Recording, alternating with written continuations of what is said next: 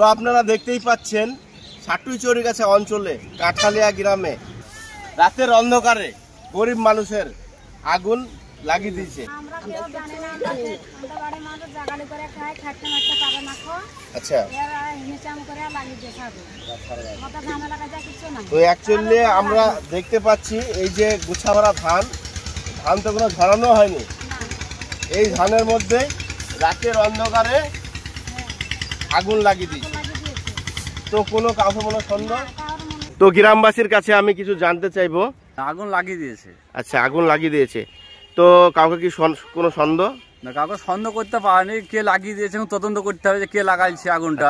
এই যে গরিব মানুষ খেটে খায়, হ্যাঁ, মানে যত খায় তখন খাবার খাবে, একদম খাটবে না তা খাবার খেতে পাবে না।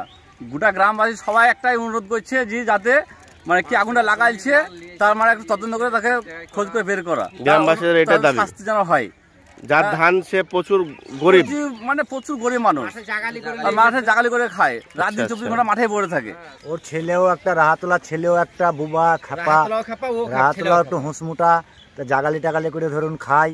রাত্রি 12:30টার সময় ধরুন আগুনটা লাগে। সেই আগুন দেখে গ্রামের লোক দেখে, একটা মেয়ে দেখে, সেগুলো আগুন লেগেছে।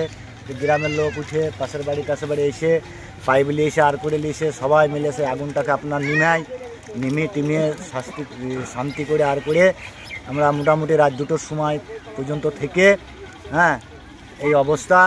তো মাঠে জাগালি টাগালি করে খায়, যে যা দিয়েছে তার কাছ থেকে তাই নিয়ে এসেছে। জাগালদার, আর এই জাগালদারেরই ধান, হ্যাঁ, জাগালি করে যে ধানটা পেয়েছে এক জায়গায় নিয়ে এসে গোছ করেছে ঝরাবো বলে। আর এই মুহূর্তে ধানটাই ওই 12টা 10-15 দিকে আগুনটা লাগাইছে। হ্যাঁ, আগুন দেখে আমরা গোটা গ্রামের লোক এসে যাক আগুনটা নিভিয়েছি পানি টানি দিয়ে। এখনো তো ধোঁয়া উঠছে, হ্যাঁ, কিছুই নাই, যাতে বেচারি কিছু নেই এটা পাই না। ধান পুড়ে দিয়েছে গতকালকে রাত্রি 12টার সময়তে, তার মুখ থেকে আমরা কিছু শুনবো। তো আপনার কি কোনো সূত্র ছিল? না, কোনো সূত্র ছিল না। তা আপনি কি করেন? আমি চাষে কাটেন আর জাগালদারি করেন। তো বুঝতে পারছেন কত নিরীহ মানুষ।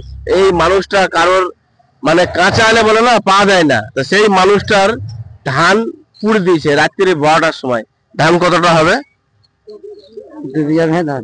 তাহলে আজকে কথা বলতে পারছে না, হ্যাঁ, চোখে মুখে মানে মানুষের, বুঝতেই পারছেন, আপনারা দেখছেন যে না ভিডিওটা নর্মাল, ওসব কোনো প্যাঁচ বা কিছু হয়তো মানে এই মানুষটা আর বেশি যারা নর্মাল হয় তাদের কপালে নাকি দুঃখ বেশি হয়।